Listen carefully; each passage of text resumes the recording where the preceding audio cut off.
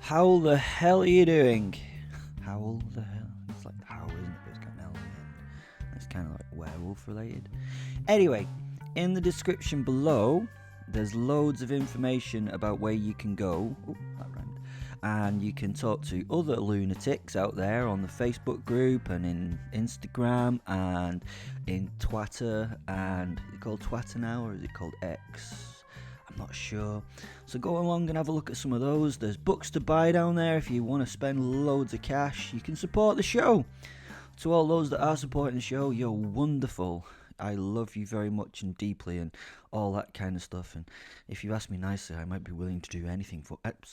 Sorry. Anyway, we're going to get back on with the episode. It's episode 153 and we're on part 20... Let me just check. 8. Woo! The Professor and Will and Fen are at house 4. I don't know why I did it like that at the end, but sorry, I'm still recording. Bye! I'm sitting in the back of the Ford Transit van with the Professor. We're going like old school 80s here before like any of that health and safety nonsense. There are no seats and the van is, well, this van has seen better days since being used as a four-wheeled ramming weapon against a giant vampire lion thing, and then been put back on its wonky wheels by a giant werewolf, that giant werewolf being me. Yeah, something like that. We sit on opposite sides of the cargo area on a wheel arch, not the comfiest. But we've been fighting a bloody battle for the last few hours, so my ass was one of the least painful things I had to deal with at the moment. I was currently watching 3 fingers grow back on my right hand, which was, well, a little more sorer and quite interesting than my ass on a wheel arch. I healed pretty quickly.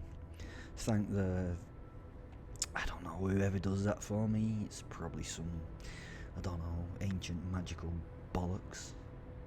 The floor of the van is covered in a constantly moving sea sort of tide of steel cast-off flotsam. It's mostly the knight's kit that has been used, abused and sort of through damage cast aside. Yeah, you heard that right too. Knight's kit. A genuine 13th century immortal knight called Simon, who is also a professor and a real killer in the world of weakness. And what do I mean by a real killer? I mean that he enjoyed it. He enjoyed killing, and he was incredibly good at it too. I'd seen him in action a few times now, and he was the bomb, fam, or something like that. I hope that's not appropriation. The tranny was making noises of distress as she was being hurled around at speed. Oh shit, sorry. I nearly went into some sort of inappropriately sort of worded erotic fiction. I keep forgetting I'm in my 40s, and although we used to get in the back of trannies a lot in the past as kids, it's probably no longer appropriate to talk about transit vans like that. No longer trannies. We might get a reputation on this podcast or something. The transit van was making a few weird noises, having been used, as already mentioned, as a vehicular weapon to kill a giant vampire lord. If you've not listened to the previous episodes, this is part 28 or 29 of this particular story, so there's a lot that has brought us up to this spot. I don't think at this point the van would pass the safety standards of the UK if it were to be driven on our roads. Although, we all know that person who would let it slide, don't we? Dodgy Dave at certain death motors and MOTs. Just slip us a tenner, mate. Their company's motto.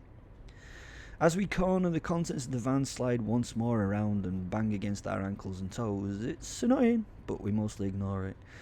I watch the man now as he sits with his head in his hands. His eyes are closed and his exhaustion is more than apparent in the way he holds himself. He's literally supporting his head by creating a shelf with his hands and resting his elbows on his knees. He is what we would say in Manchester as fucking knackered. In fact, I have to admit we both are. The giant wolf soul fen lies on the ground, his body extended from the front to the back of the space we occupy. The professor's items slide through him as we turn corners and make our way through the night to the house number 4. The easiest explanation for stuff sliding through him is for those that don't know what my posit fen is just yet, is that he's, I don't know, ghost-like. Just think of it along those lines. I can't be arsed explaining something I've explained 151 times before. He's just fucking ghost-like. Something then catches my eye. I sense something that wasn't there before, of course. Of course it's her. She's dressed in British Army fatigues and sits on Simon's lunch hamper that holds the night's goodies. For some reason she's chewing gum, and when she notices me, notice her, she blows a giant pink bubble which pops, killing the heavy atmosphere that pervades the van. It is Lucifer, and she is, well, she's terrifyingly beautiful. She has long dark hair and dark eyes and a body which is the perfect proportions for my dream woman.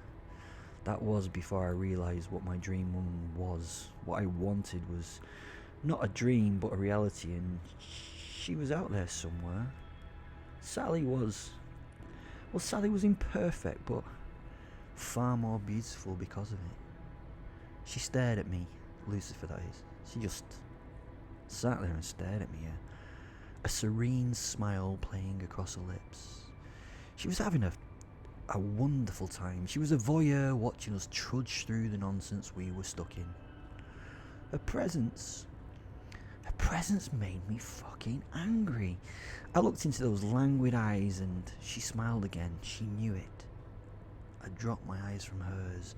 Her eyes which showed a hunger. I didn't feel like to tell her how much I disliked her right now. She knew and she liked it. Maybe the hate I held for her in my heart fed her in some sort of way.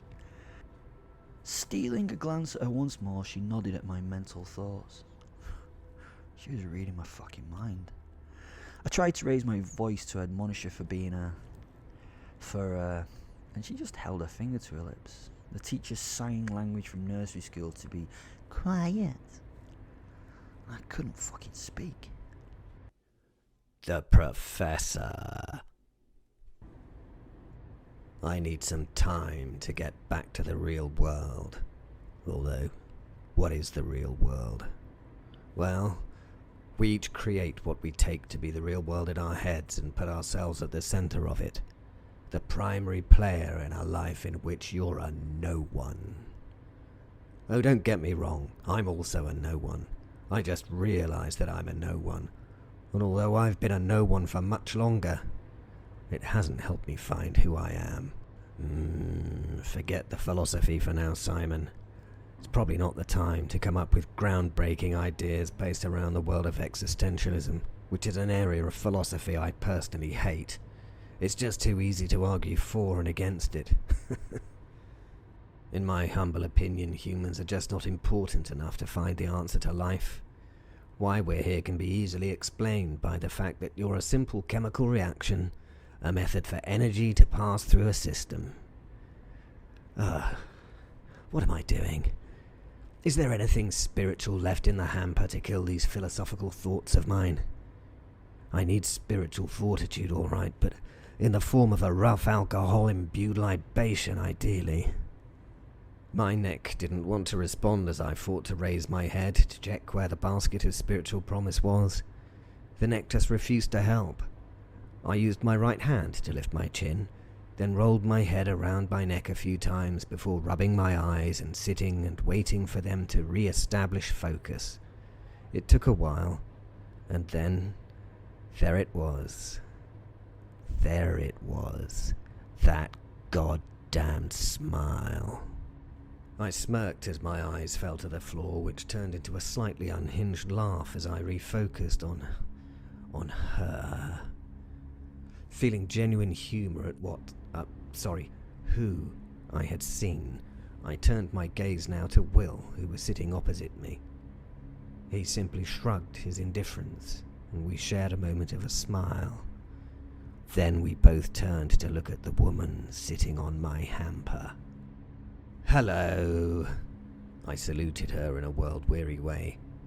Welcome to the Van du Voyage. I am your captain for this journey. We are currently flying at a height of 2.5 feet and cruising and cursing at, well, I would estimate 35 miles an hour. The emergency exits are at the rear of the transit van. I pointed at the doors that had been tied together with a bit of old rope after the crash had reshaped the vehicle. You will note that there are no seatbelt signs because there are no seatbelts or indeed seats.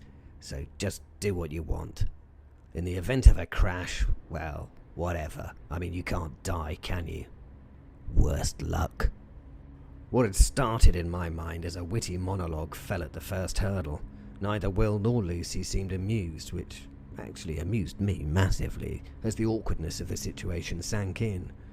I was so tired that my ability to care had just fallen from me. I must have seemed unhinged as I continued and giggled in a slightly bizarre manner. This was utter madness. What had I thought I was doing? Of course she would be here. Of course she would. She was here to make things much more difficult. It was her job. I mean, after all, I'd refused a job working for her in the past. I'd refused to help her in the past. I'd refused her seductions in the past. And with so many snubs to her offers, I mean, I must expect that she would be trying to exact some form of revenge at some point. Why not now, when I needed it the least? I had to build up the internal fortitude inside to be able to start a conversation. But of course, I managed it. Lucifer. I looked at the woman. It's so good to see you, I said whilst portraying a genuine warmth at her presence. What on earth are you doing here, old girl? On Earth, as it were. I smirked at my accidental repetition of the word Earth, and I tried to make it sound like I'd meant it. And why here, and why now? It seems an incredibly unlikely moment for a coincidental meeting, doesn't it? I took a hand to each side of my head and pushed my ears forward towards her. I'm all ears, I said, wearily finding myself utterly hilarious. I'm a little concerned, he said. Will and I met eyes. She couldn't be as concerned as we were, although the energy required to be concerned was faltering into not giving a tossinization, which is no word that should ever be uttered again. But it fit the moment very appropriately, and I stand by it at this juncture. That's very kind of you, said Fen. Will, Lucy and I all looked at the prone wolf at the back of the van. His huge, ghost-like body took up almost the entire space. Fen never really gets involved in conversations directly, so hearing him directly communicate with another was a twist that I hadn't seen coming. He usually sits on the outside of what's going on and offers exceptional advice when he thinks it's appropriate. He must have decided that he had to speak for Will on this occasion. He was dedicated to the man, so his protective mindset made sense. It was an incredibly powerful and poignant moment for me to witness. I could see that Lucy was a bit nonplussed about this interaction with the wolf. She hadn't seen it coming either, and it threw her from a game for a moment as she considered the spirit's eyes of fire. Fen was not a human soul. Was Lucy used to dealing with something so utterly other? The space between the soul and the devil seemed to build a charge as the shared stare intensified. The soul emitted a power that I now realize he hid incredibly well most of the time. He was so intense, so powerful. So, what would you say will be outcome of the the concern that you feel for us then, eh? Fen asked Lucy. Will and I felt like we were a very small crowd at a tennis match. Our heads went from the devil to the soul as the ball of difficult and tense conversation started to be played between them over the court of the van's interior. Lucifer rallied. She directed her next comment at me. Do you need some help? She asked. I smiled and looked at the wolf soul. He'd just scored and the match was 15-love as the conversation ball had flown out of the court and into my direction. Fen quickly reserved the ball into play. No, Lucy, speak to me. Speak to me, Lucy. He told her. Because I'm not part of your religious mythos, I cannot be so easily, let's say, manipulated. I'm from a time when you and yours had, well, no power, and you've none over me, so it puts it, let's just say, on more of an equal footing. Will and I looked at each other briefly. It reminded me of a very long time ago when I was young and my parents were arguing. I felt genuinely powerless.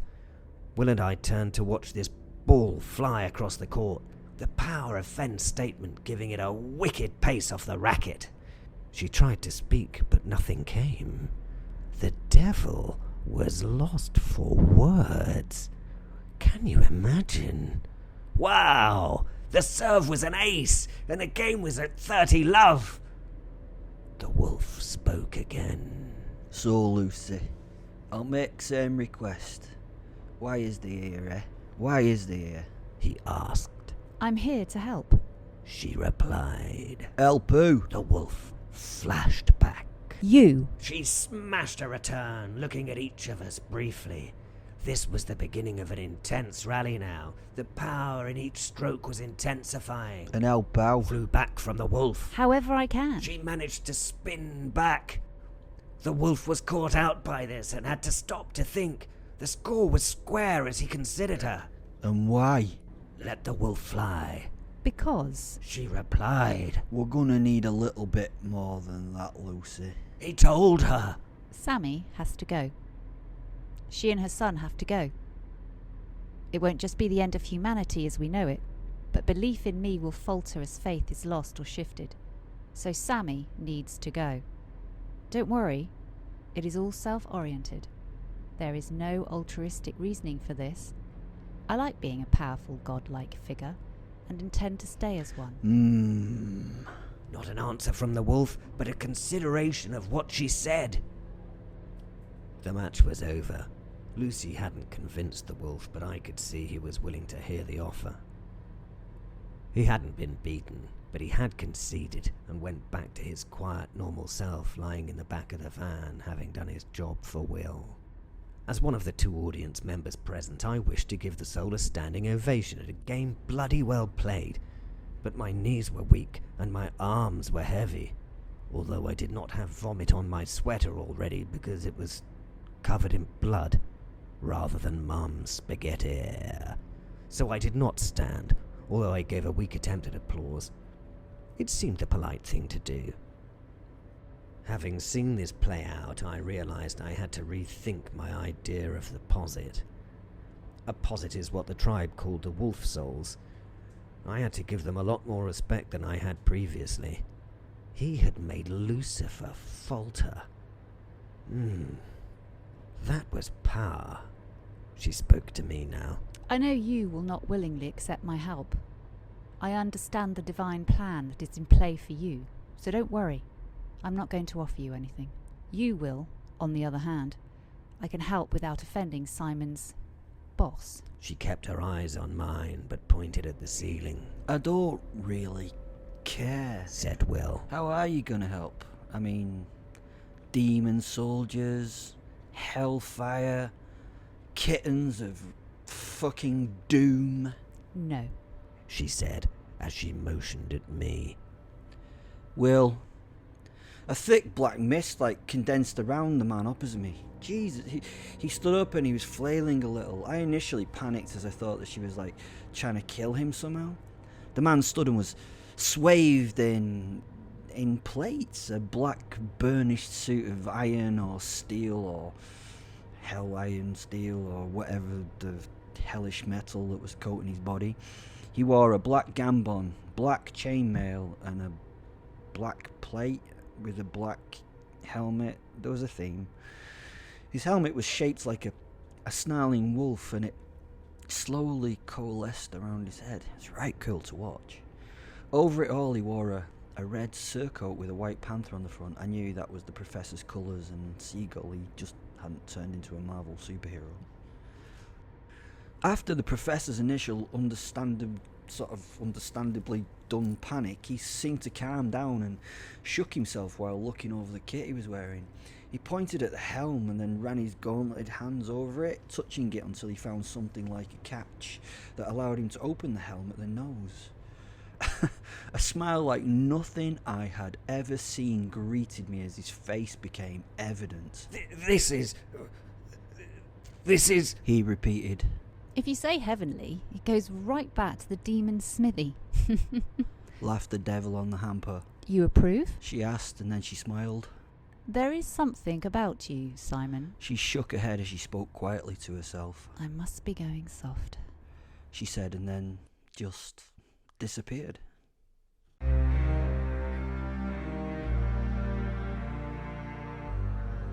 Right, this is a narration bit. You have to visualize the following few paragraphs in like cool slow motion. The van stops and a man and a woman walk from the passenger compartment in like dead excellent stridey way, you know, like on CSI the TV show-ish. They are Sula Abdul and Ben Johnson, supernatural detectives, and they're like dead cool and stuff. They move around to the double doors of the van and each of them grasps a handle of a door. Cool film style. They're doing this at precisely the same time, making it all like cinematically nice to see and stuff. Sula and Ben pull on the doors simultaneously, and Ben's door flies open easily, but due to the battered nature of the van, Sula's door gets stuck a bit, ruining the scene a little as all of her coolness slips away and is lost in the tugging and the swearing that comes after the failure. It's back to normal speed as the two of them grab the handle and try to open it, and nothing happens. Oh my goodness, how am I trying to... I can't make this... Let's try and make this look like a cool movie scene in your head again. Sorry. Back to slow motion. A naked, incredibly handsome, well-built and well-hunked a man steps from the vehicle and drops to the tarmac in a quasi-superhero landing. As he rises, he changes into the monster. He really is a gigantic matte black werewolf, massively muscled with eyes of fire, and he starts to walk slowly towards the camera down the road. The Knight, the Black Knight, steps from the van. His armour must be incredibly light in this case as he jumps from the back of the van to the ground. I've already described the Knight, but you know, he looks really cool. Just like really cool. That wolf's helm is a masterpiece of the armourer's art. On his left arm he is wearing a heater shield once more. Again, his family crest, a white panther on a red field, is painted in beautiful detail. A black armourer's sword completes the details. We're nearly at the end of the cinematic cutscene as they make their way to the house at the end of the road. A man-sized black shadow runs out of the verge on the left and slashes at the wolfman.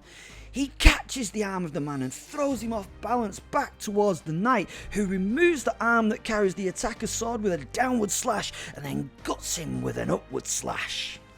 The next running man hits the knight's shield as Simon ducks, taking him off his feet and launching him over his own head. The man lands winded on his back before being hit in the throat with the lower pointed part of the knight's coster shield. He will not get up again.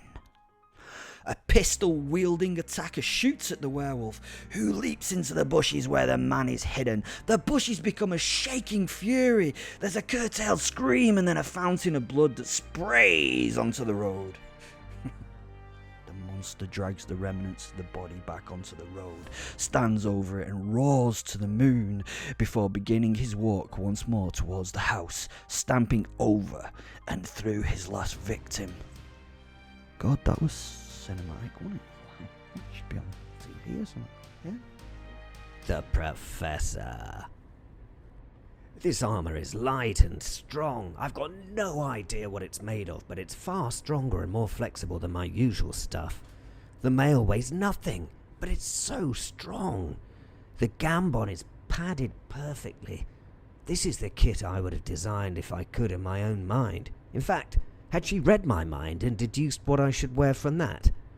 I could put much consideration into that thought. Or I could just be happy and get on with the job. In fact, Let's do that, shall we? Just get on with the job and be thankful to the devil for this level of protection. She considered everything. 4 hip flasks were in leather strap pockets on the back of the shield. One was labelled whiskey. The next labelled cognac. The third was labelled vodka. And the last was simply other. Other sounded utterly fascinating. The house at the end of the road is the focus, and the attacks we receive as we walk down that road are singular and poorly undertaken. The road behind us is littered with corpses, and, satisfyingly, I see that where the armor has been struck, it is still in mint condition. This is utterly phenomenal. The devil really knows how to satisfy a person in so many ways. As we get 30 yards from the door, the wolf stops and sniffs the air. I defer to his senses. He is a werewolf, after all. I walk up to him, standing on his left side. He turns to me and shakes his head.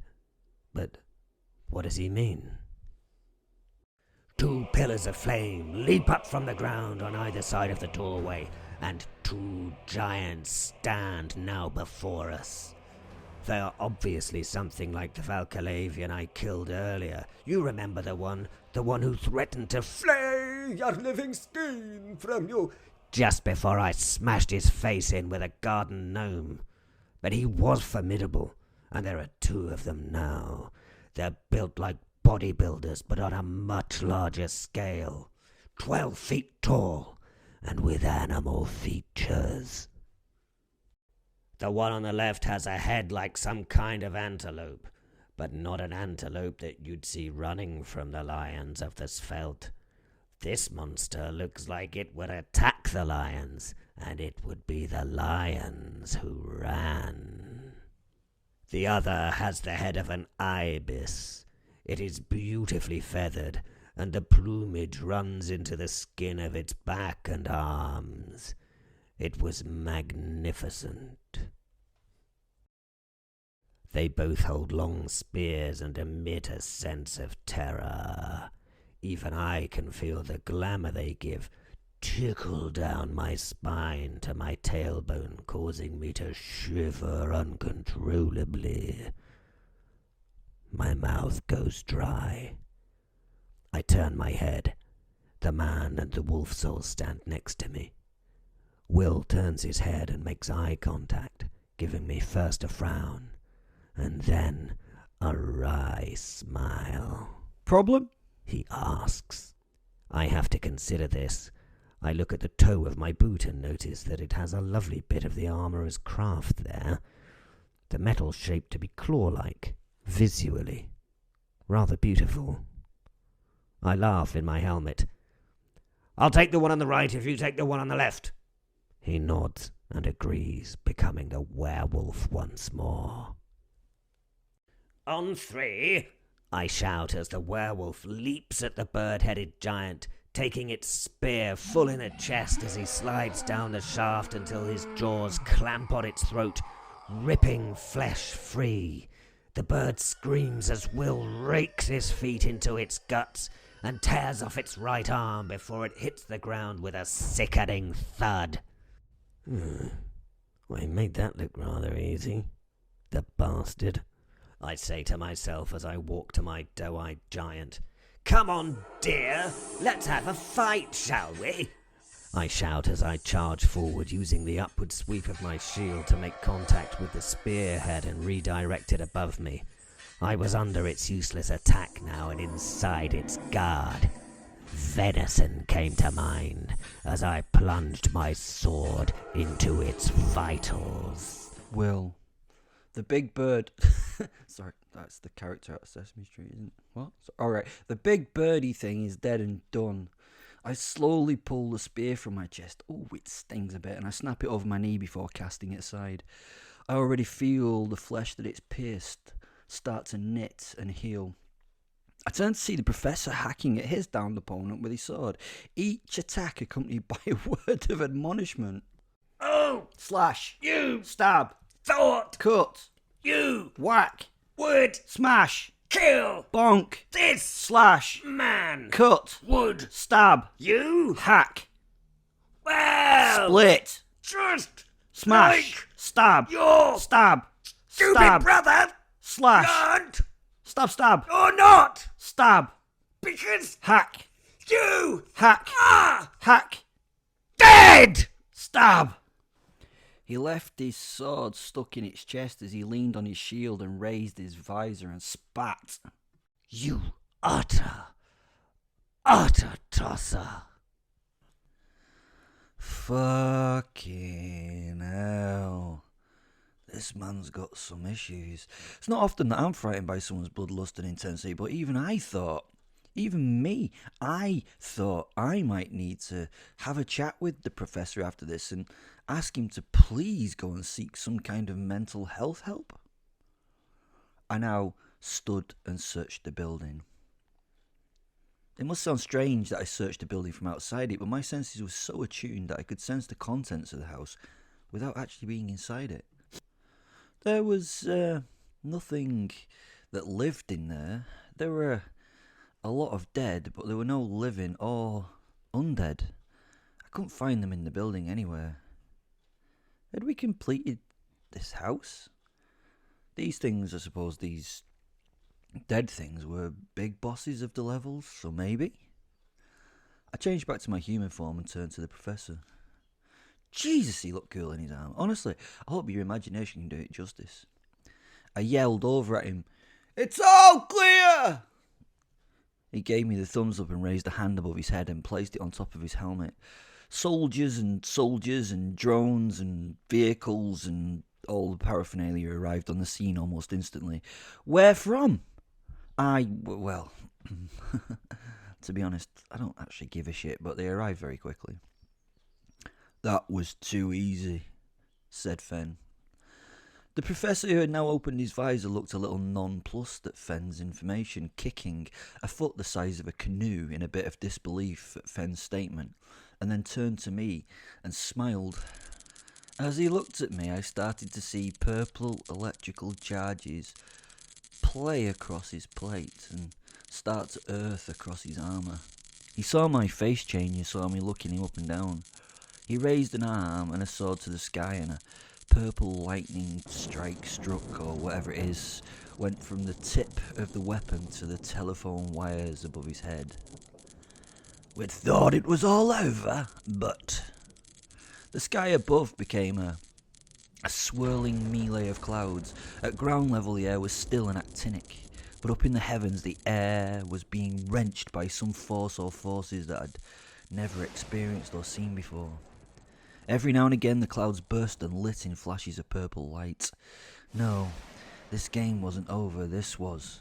Two massive lightning strikes at the town behind us on the road. The sound wave and the force of the strike blew the soldiers and us to the floor.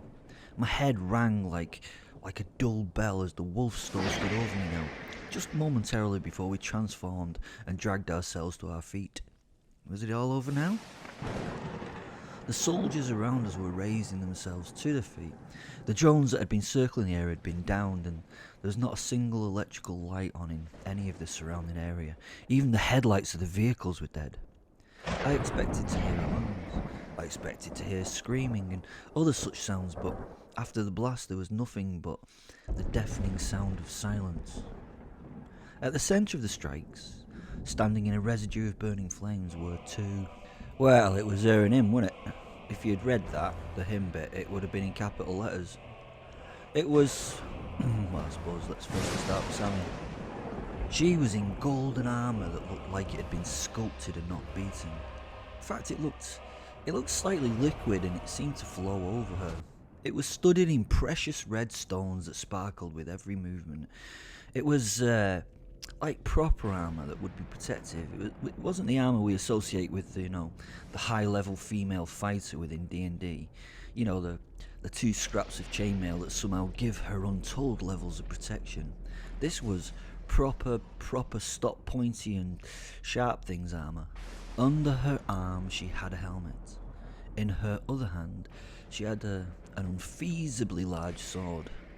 Her face was evilly beautiful. Her eyes were purple glowing orbs, and my sphincter, well, it gave a slight twitch of fear. The man, I think it was a man, it had to be a man, I think, was twice as tall as her, and again armoured in golden liquid-like armour. Green and blue precious stones highlighted his plate. He made the giants that we'd battered a bit before look small. He wore his helmet. It was tall and crested with a swirl at its pinnacle. His hands were empty and held at his hips. On each hip was a blade, much like his mother's, but in even greater proportions. The purple lightning played across them, often arcing and earthing into the ground.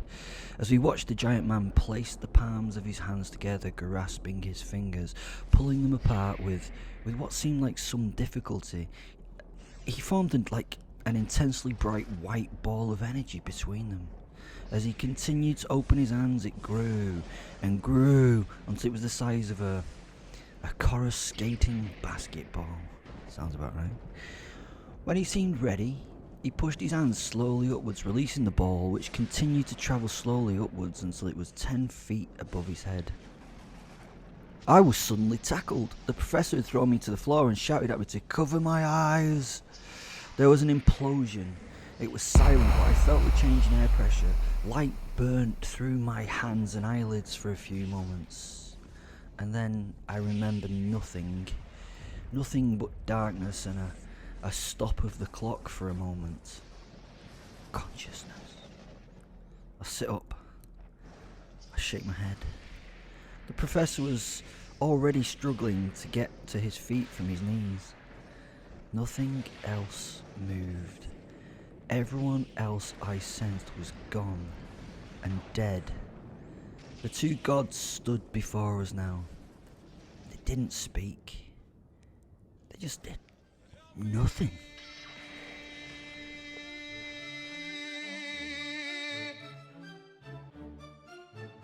I'm the prisoner.